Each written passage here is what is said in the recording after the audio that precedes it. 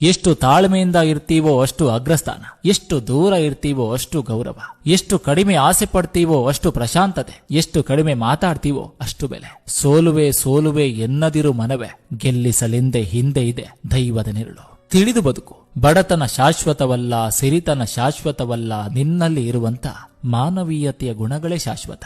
ತಾಳ್ಮೆ, ಪ್ರಯತ್ನ ಮತ್ತು ದುಡಿಮೆ, ಈ 3 ಗುಣಗಳನ್ನ ಮೈಗೂಡಿಸಿಕೊಂಡರೆ ಸಾಕು, ಬದುಕು ಸ್ವರ್ಗ.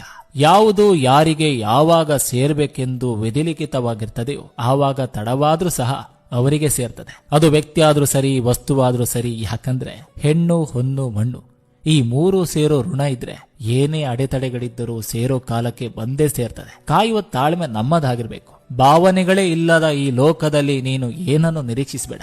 ಜೀವನ ಇರೋದು ಸಂತೋಷ ಪಡ್ಲಿಕ್ಕೆ ಹೊರತು ಸಂಕಟ ಪಡ್ಲಿಕ್ಕಲ್ಲ. ಕಷ್ಟಗಳೇನಿದ್ದರೂ ಜೀವನದ ಭಾಗವಾಗಬೇಕೇ ಹೊರತು ಜೀವನವನ್ನೇ ಕಷ್ಟಮಯವಾಗಿ ಅನುಭವಿಸಬಾರದು. ನಂಬಿಕಸ್ಥರಿಗೆ ಹೃದಯದಲ್ಲಿ ಜಾಗ ಕೊಡಿ. ನಂಬಿಕೆ ದ್ರೋಹಿಗಳನ್ನ ನಿಮ್ಮ ಯೋಚನೆಗಳ ಒಳಗೂ ಬರದಂತೆ ನೋಡ್ಕೊಳ್ಳಿ. ಸುಣ್ಣದ ನೀರು ಕೂಡ ಹಾಲಿನಂತೆ ಕಾಣ್ತದೆ, ಆದ್ರೆ ಗುಣ ಬೇರೆ. ಹಾಗೆ ಕೆಲವರು ನಮ್ಮವರಂತೆ ಕಂಡರೂ ಅವರ ಒಳಗಿನ ರೂಪ ಬೇರೆ ಇರ್ತದೆ.